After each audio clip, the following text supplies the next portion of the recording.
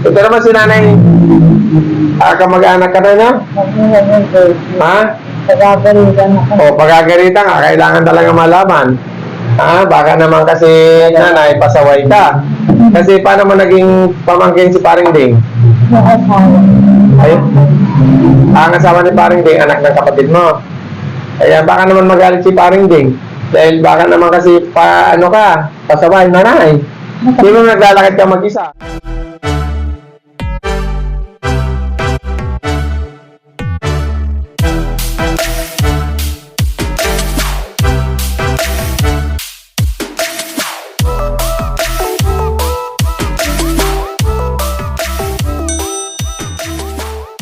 Isang mapagpalang araw po sa ating lahat. Ngayon po ay araw ng Linggo. Ayan.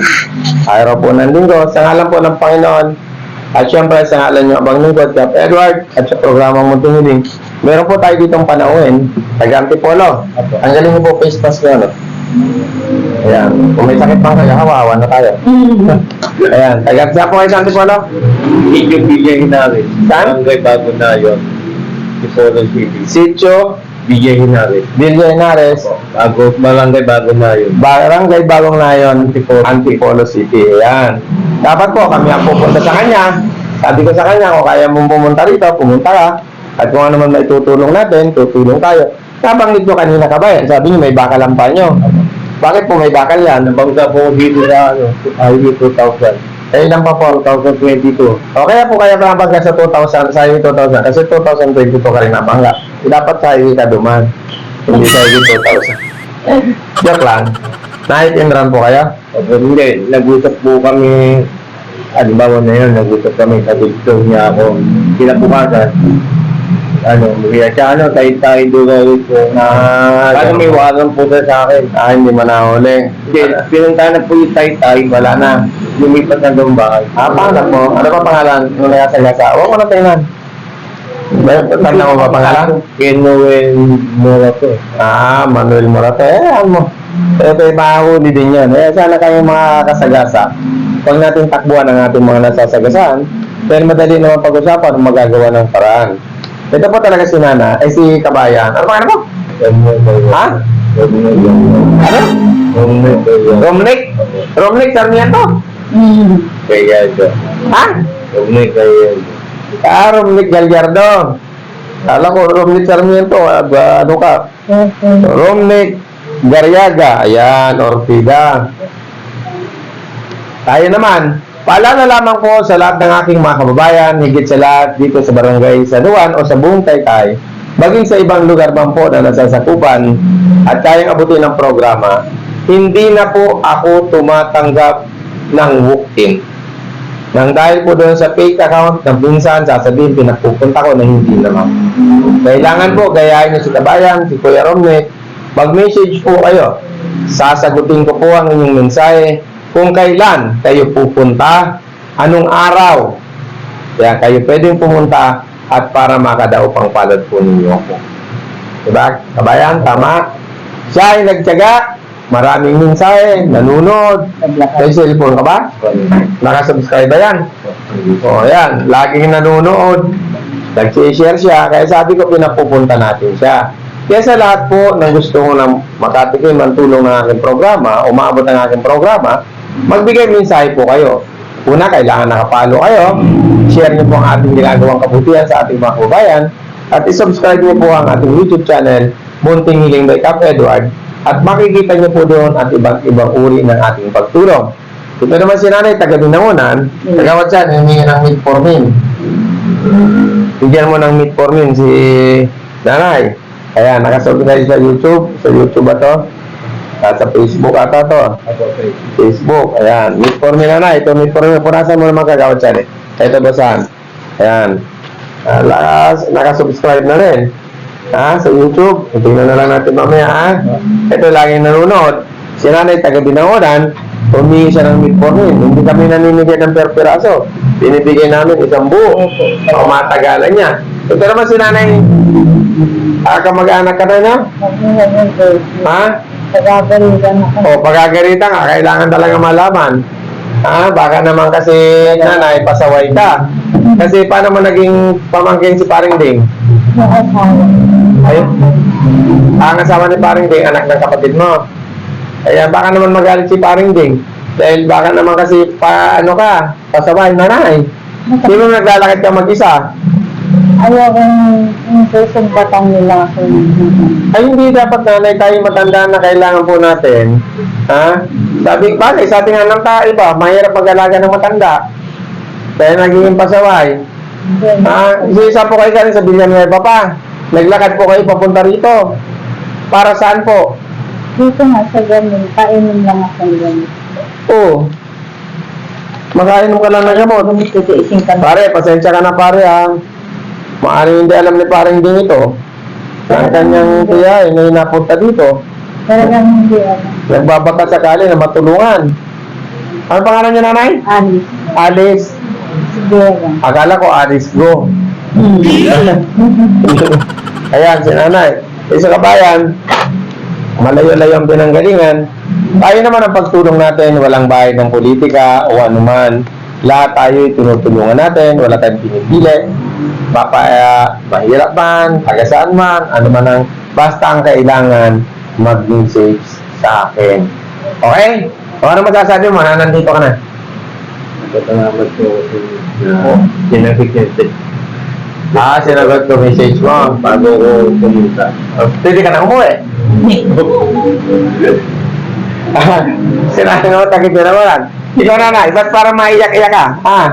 Bilang pa ako. O bakit ka parang iiyak ka? Ano ba problema mo?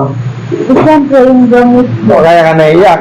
Parang imposible naman na hindi ka bibigyan ng mga pamangkin mo. Hindi nga ako pala hiningi. Na hindi ka pala ini. Tapos sa akin, nakarating ka rito. Ano kagawad sa atin? Ano ba sasabi mo?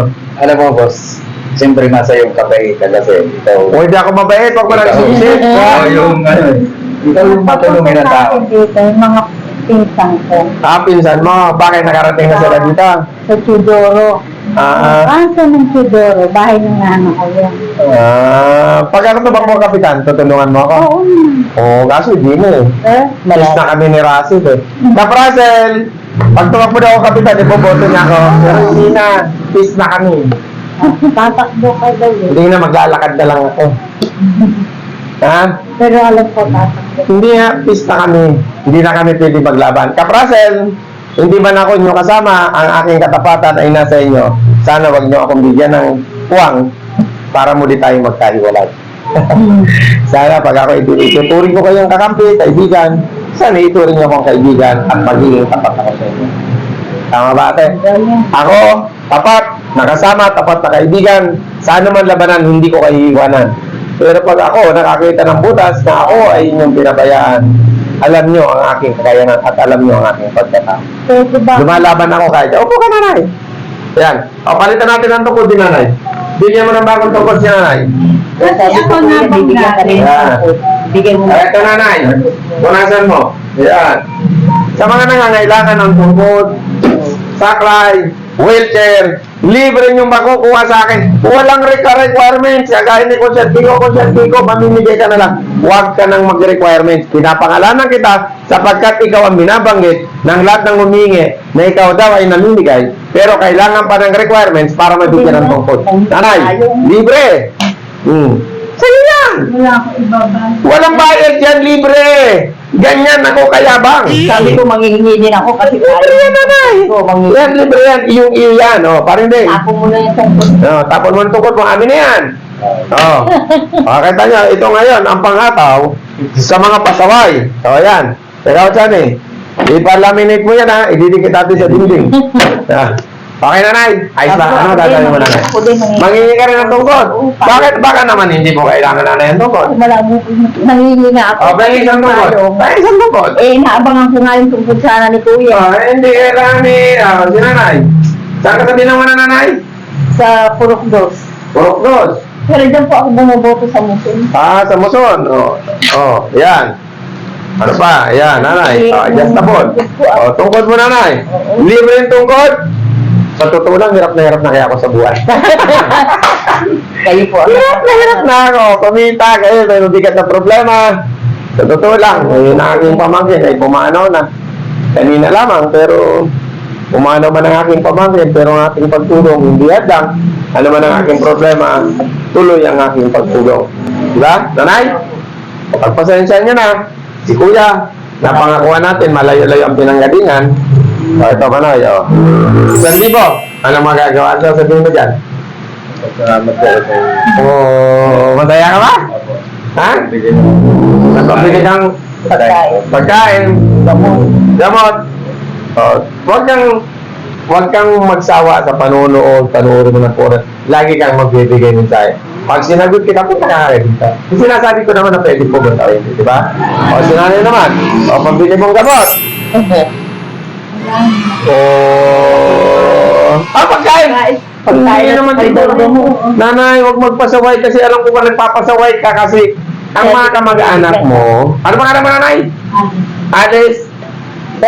Alice Isguera. Alam ko, nanay, na may kakayanan sila. O, nanay, pamasahe mo. Galing pa ng Binangonan. Salamat. May sarili kayong tungkod. Mura lang naman yan, ay. 1,000 lang yan. Maraming salamat po. Dahil na siya, namimigay kami. Walang kondisyon. Walang requirements. Ang kailangan lang, hintayin ninyo ang aking kasagutan sa inyong kahilingan. Inuulit ko, bumiling kayo, sasagutin ko. Pag nasagot ko, saka kayo pumunta. At sasabihin ko kailan, saan, at anong oras kayo pwedeng pumunta. Kaya maraming salamat po sa inyo. At gusto ko rin pasalamatan. Siyempre, una, Panginoon. Pangalawa, ang love in unity. Salamat sa inyong pagtanggap sa akin. Maluwag nyo akong tinanggap. Maluwag ko rin kayong tatanggapin. At hangad ko na sana'y tayo magsama-sama ng maayos, magkaisa, hindi para sa akin, hindi para sa inyo, kundi sa bawat individual, sa bayan, higit sa lahat, sa barangay San Juan. O, diba? Tatakbo ako, nanay, kay Valera, kay Kaprasel, hindi dahil gusto kong maging kagawad, kundi dahil gusto ko maglingkod sa taong bayan. Diba? Wala akong ticket, nanay, wala akong binibinta eh.